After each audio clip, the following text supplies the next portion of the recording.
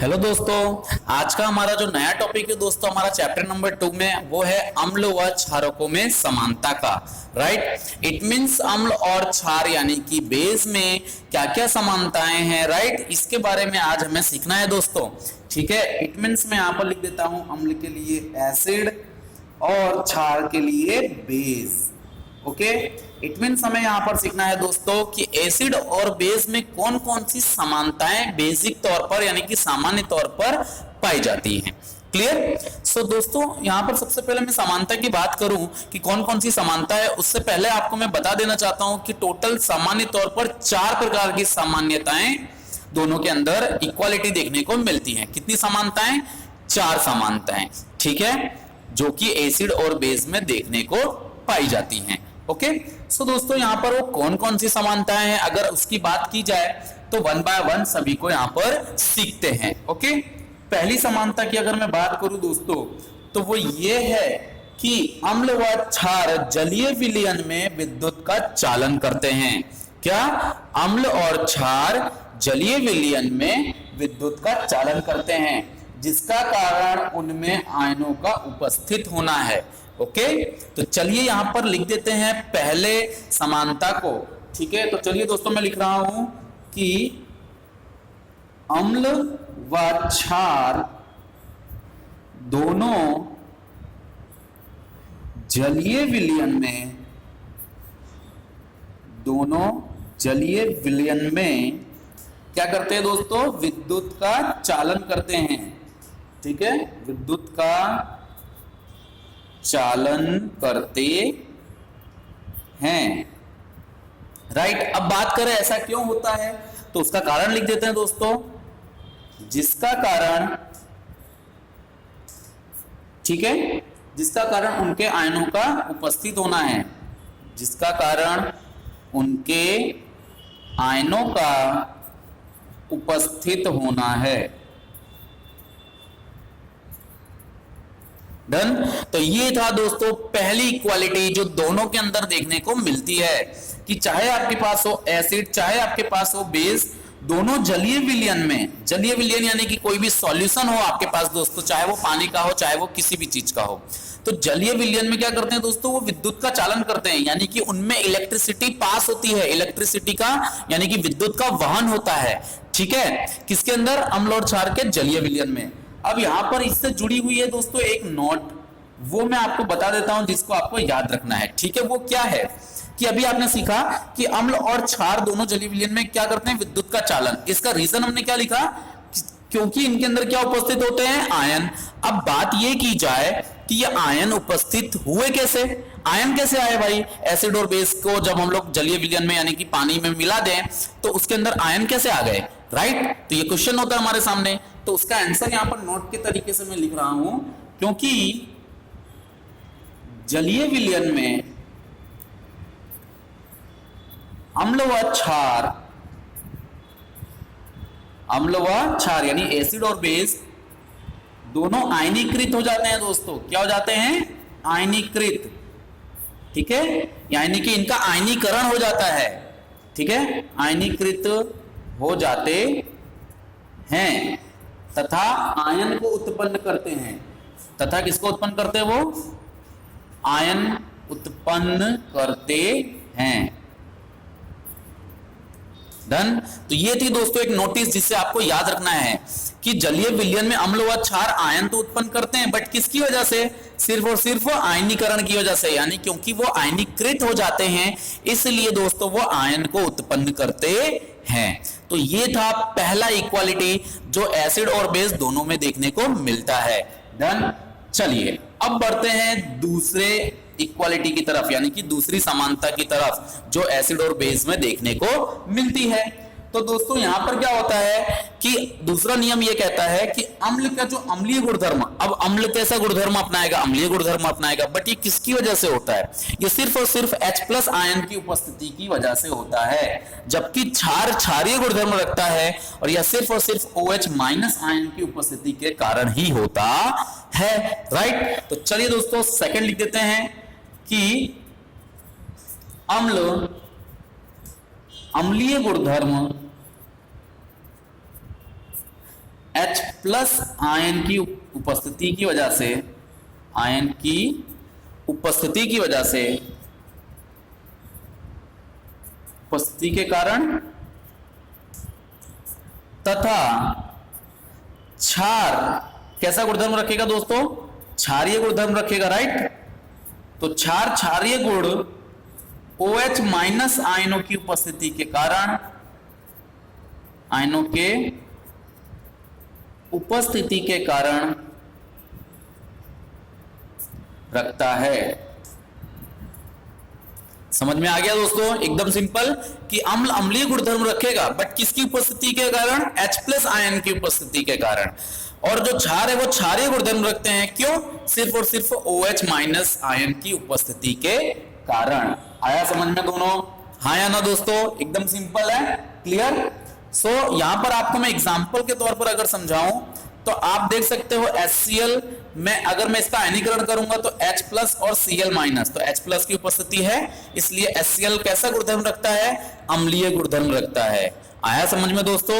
यदि मैं बेस की बात करूं तो देखिए NaOH ले लिया है हमने, सोडियम हाइड्रोक्साइड जिसका नाम है। यदि मैं इसका आयनीकरण करूंगा दोस्तों तो Na प्लस और OH माइनस मिला।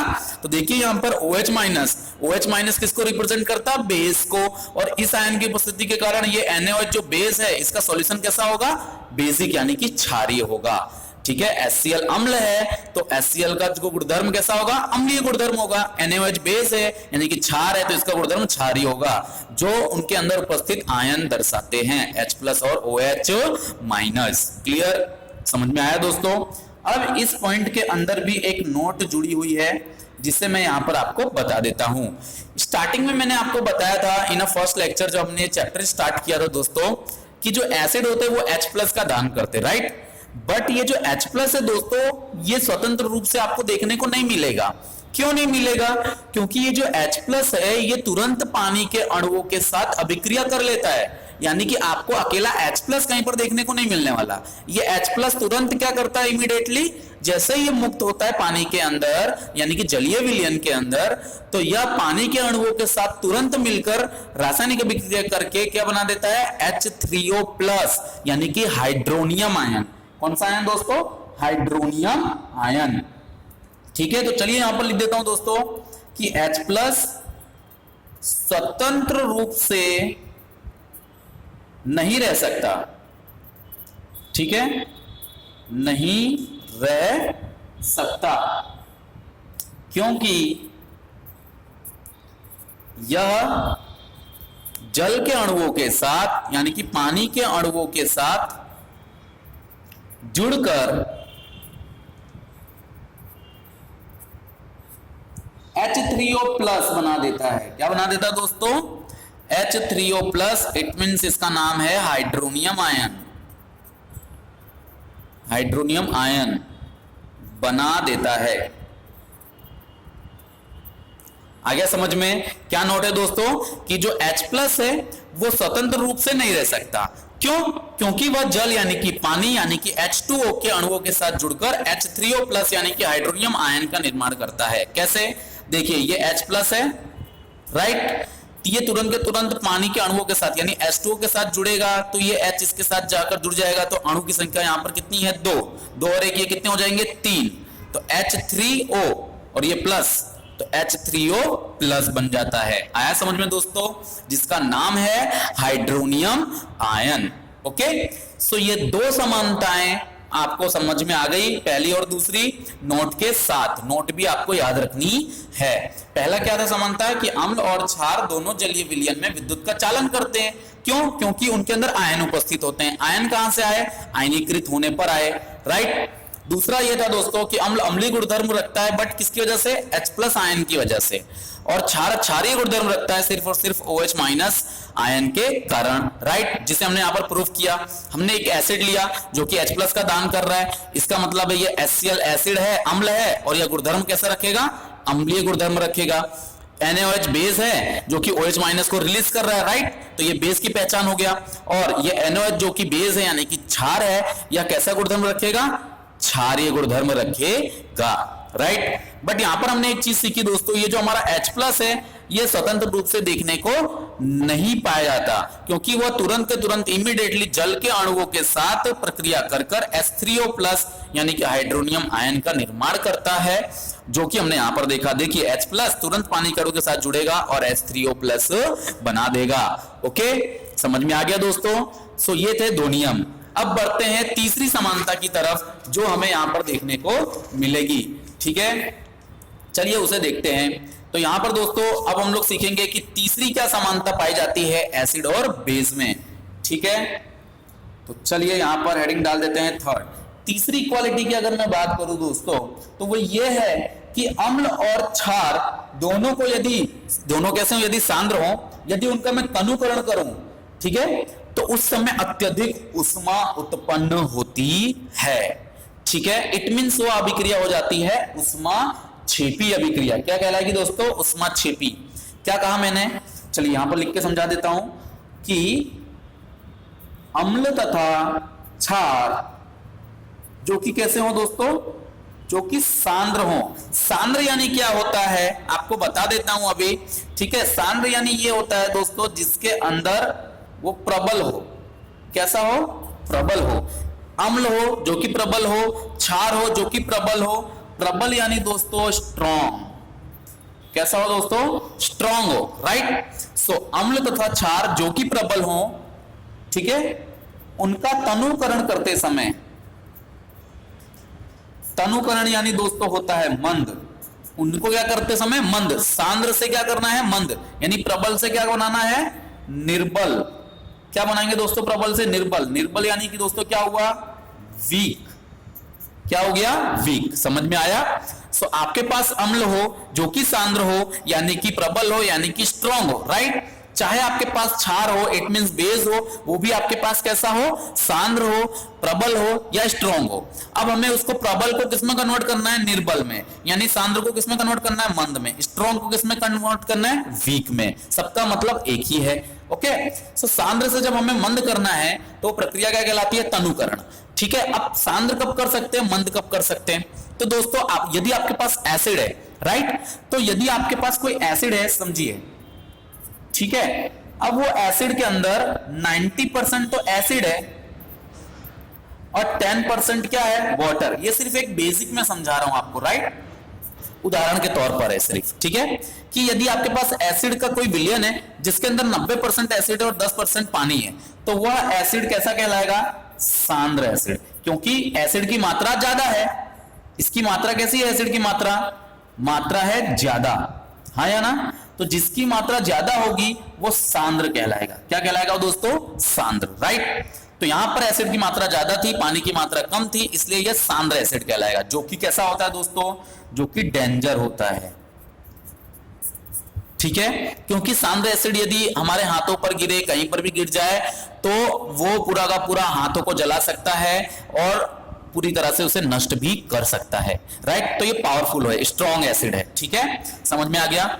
यदि मैं यहां पर एक और एसिड ले रहा हूं दोस्तों, ठीक है, उस एसिड के अंदर 10% सिर्फ एसिड है और 90% H2O यानी कि वाटर है। 90% क्या है? H2O यानी कि पानी, और 10% है एसिड, राइट। तो यहां पर किसकी मात्रा ज्यादा है? H2O यानी पानी की मात्रा क्या है? ज्यादा है, हाँ या ना? तो ऐसा एसिड कहलाता है दोस्तों मंद। क्या कहलाता है? मंद एसिड, राइट, जो कि यूज है। ठीक है, जिसका यूजफुल यानी कि यूज होता है। आया समझ में दोस्तों? ये डेंजर है, इसका भी यूज होता है, ये यूजफुल है, मतलब कि इसके अंदर मात्रा पानी की ज्यादा है, यानी ये हमें कोई नुकसान नहीं पहुंचाएगा। समझ में आ गया? ये नुकसान नहीं पहुंचा सकता क्योंकि इसके अंदर पानी की मात्रा ज्यादा है, इसलिए। ठीक है, समझ में आया दोस्तों कि सांद्र क्या है और मंद क्या है, इसके बीच का डिफरेंस समझ में आ गया? ओके, तो यहां पर हम लोग क्या करेंगे, जब मैं सांद्र को मंद करूंगा, ठीक है, सांद्र को क्या करूंगा? मंद, चाहे वो एसिड हो चाहे वो बेस हो। तो चाहे मैं सांद्र को मंद करूंगा तो वो प्रक्रिया क्या कहलाएगी? तनुकरण। वो प्रक्रिया क्या कहलाएगी? तनुकरण। समझ में आया? इट मींस चाहे आपके पास अम्ल हो जो कि सांद्र हो, आप उसको मंद में बदलोगे, प्रक्रिया कहलाएगी तनुकरण। आपके पास बेस हो जो कि सांद्र है, आप उसको कन्वर्ट करोगे मंद में, तो प्रक्रिया कहलाएगी तनुकरण। सिंपल है, आया समझ में? ओके। सो दोस्तों क्या सीखना है कि अम्ल तथा क्षार यानी कि सांद्र है, उसका तनुकरण करने पर क्या होगा। यहां पर लिख देता हूं कि तनुकरण करने पर अत्यधिक ऊष्मा उत्पन्न करती हैं, अत्यधिक ऊष्मा उत्पन्न करते हैं। तो जब भी मैं सांद्र को, चाहे वो अम्ल हो चाहे वो क्षार हो, उसे मंद करूंगा तो प्रोसेस कहलाएगी तनुकरण, यानी तनुकरण करने पर अत्यधिक ऊष्मा उत्पन्न होती है। अत्यधिक मात्रा में क्या उत्पन्न होगी दोस्तों? एनर्जी मुक्त होगी, राइट। तो अत्यधिक मात्रा में ऊष्मा मुक्त हो तो आपको पता है, मैंने चैप्टर नंबर 1 में सिखाया कि जिस अभिक्रिया के अंदर ऊष्मा उत्पन्न हो वह अभिक्रिया कहलाती है ऊष्माक्षेपी। क्या कहलाती है दोस्तों? ऊष्माक्षेपी। तो इसलिए ये तीसरी जो अभिक्रिया है जहां पर अम्ल तथा क्षार का तनुकरण किया जाता है वह अभिक्रिया कहलाती है ऊष्माक्षेपी। क्यों? क्योंकि इस अभिक्रिया में अत्यधिक मात्रा में ऊष्मा उत्पन्न होती है। आया समझ में दोस्तों? तो ये तीसरी समानता थी कि चाहे आपके पास अम्ल हो चाहे बेस हो, उसका तनुकरण करोगे तो दोनों में ऊष्मा अत्यधिक उत्पन्न होगी, अर्थात कि यह ऊष्माक्षेपी अभिक्रिया है। ओके दोस्तों, समझ में आया? तो ये था दोस्तों रिएक्शन नंबर यानी कि पॉइंट नंबर 3 जो कि इक्वालिटी को दर्शाता है एसिड और बेस में। तो ये तीसरी समानता हमने यहां पर सीख ली। अब बढ़ते हैं दोस्तों चौथी और अंतिम समानता की तरफ जो एसिड और बेस में देखने को पाई जाती है।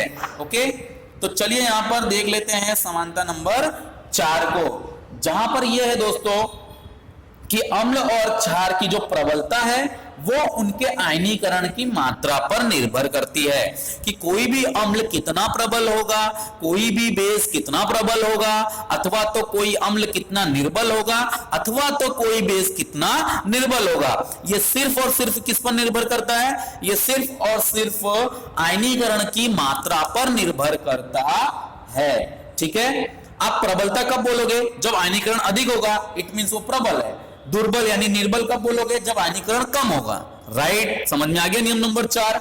चलिए लिख देते हैं इसे कि अम्ल व क्षार की प्रबलता, अम्ल और क्षार की जो प्रबलता है दोस्तों वह उनके किस पर? आयनीकरण की मात्रा पर। वह उनके आयनीकरण की मात्रा पर निर्भर करता है। समझ में आया दोस्तों? तो अम्ल प्रबल है या क्षार प्रबल है, इसके लिए सिर्फ और सिर्फ हमें क्या देखना है? उसके आयनीकरण की मात्रा, राइट। अब मान लेते हैं कि आयनीकरण की जो मात्रा है वो अधिक है, आयनीकरण की मात्रा अधिक है। ओके, यदि आयनीकरण की मात्रा अधिक है दोस्तों तो चाहे आपके पास हो अम्ल चाहे आपके पास हो क्षार, दोनों कैसे होंगे? प्रबल होंगे। कैसे होंगे दोस्तों? प्रबल। आयनीकरण की मात्रा अधिक होनी चाहिए, तो आपके पास अम्ल होगा प्रबल अम्ल कहलाएगा, क्षार होगा तो प्रबल क्षार कहलाएगा। क्लियर? यदि आपके आयनीकरण की मात्रा किसके दोस्तों? यदि आपके पास जो लिक्विड है उसके आयनीकरण की मात्रा कैसी है? कम। आयनीकरण की मात्रा कम है तो चाहे फिर वो अम्ल हो चाहे वो क्षार हो, दोनों कहलाएगा दुर्बल क्षार, दुर्बल अम्ल। दुर्बल नहीं कहना हो तो दोस्तों आप कह सकते हो निर्बल। क्या कह सकते हो? निर्बल। आया समझ में? इट मींस वह अम्ल जिसमें आयनीकरण की मात्रा कम है वह अम्ल कहलाएगा दुर्बल अथवा तो निर्बल अम्ल। अथवा तो आपके पास है क्षार, तो क्षार के अंदर यदि आयनीकरण की मात्रा कम है तो वह क्षार कहलाएगा दुर्बल क्षार अथवा तो निर्बल क्षार।